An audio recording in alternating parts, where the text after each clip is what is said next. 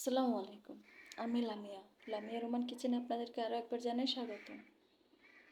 আজকে আমি আপনাদের সাথে শেয়ার করব কিভাবে গরুর মাংসের বিরিয়ানি রান্না করতে হয়। খুব সহজভাবে 15 থেকে 20 মিনিটের ভিতরে। যাদের হাতে সময় কম থাকে তাদের জন্য এটা খুবই উপকারী একটা ভিডিও।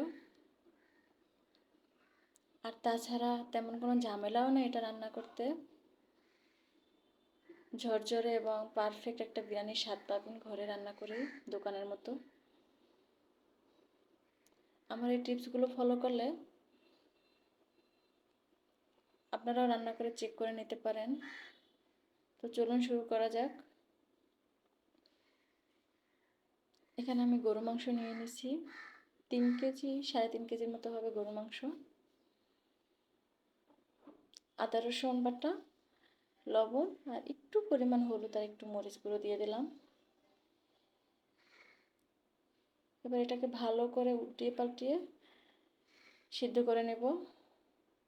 গরম মশলা দিতে হবে, এলাচ, দারুচিনি। যেহেতু আমরা মশলা ইউজ করব হালকা পরিমাণ, তো একটু একটু দিতে হবে এখানে, যাতে গরুর মাংসের যে গন্ধটা আর কি, মশলার গন্ধটা ভিতরে ঢোকে।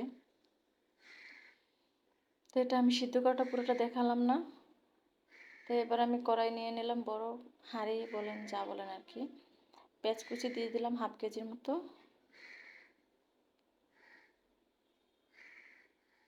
এটাকে একটু ভালো করে ভেজে নেব। যেহেতু আমি ভেজে বেরেস্তার জন্য উঠিয়ে নেব, তাই আমি কোনো মশলা এখানে আগেই দিব না।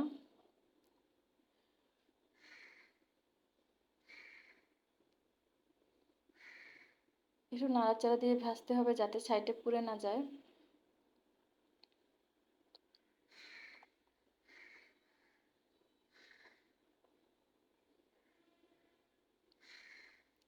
বিরিয়ানি রান্নার সময় সবসময় আপনারা কম সময়ে যদি রান্না করবেন, কিন্তু সাথে থেকে রান্না করতে হবে। চলে যেতে পারবেন না যে রান্নাটা হোক, আমি একটু ঘরে থেকে আসি।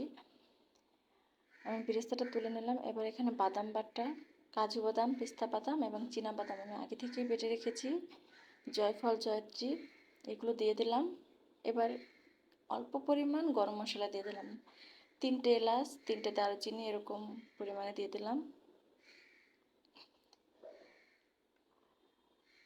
একটা রাঁধুনি প্যাকেটের 1/4 ইউজ করলাম এখানে আমি। আমার এখানে 1.5 কেজির মতো চাল আছে। এবার ভালোভাবে এটাকে কষিয়ে নেব। আমি এখানে একটু হলুদ, একটু মরিচ গুঁড়ো ইউজ করছি। আপনারা যদি সাদা সাদা রাখতে চান তাহলে হলুদ গুঁড়ো, মরিচ গুঁড়ো স্কিপ করবেন। আর মটরশুঁটি ছিল তাই মটরশুঁটি দিয়ে দিলাম।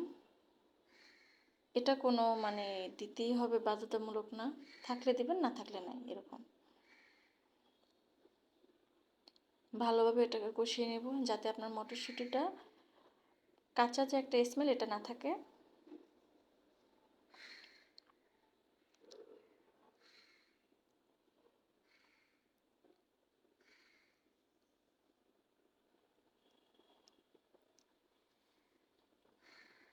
পানি দিয়ে দিলাম পানির মাপ অনুযায়ী। আমার 1.5 কেজি চালে, 1 কেজি চালে 1.5 কেজি পানি লাগে। সো ওরকমভাবে আমি মেপে পানি দিয়ে দিলাম। পানিটা বলকি চালটাও দিয়ে দিলাম। এবার ঢেকে দিব, 5 মিনিটের মতো ঢেকে দিতে হবে।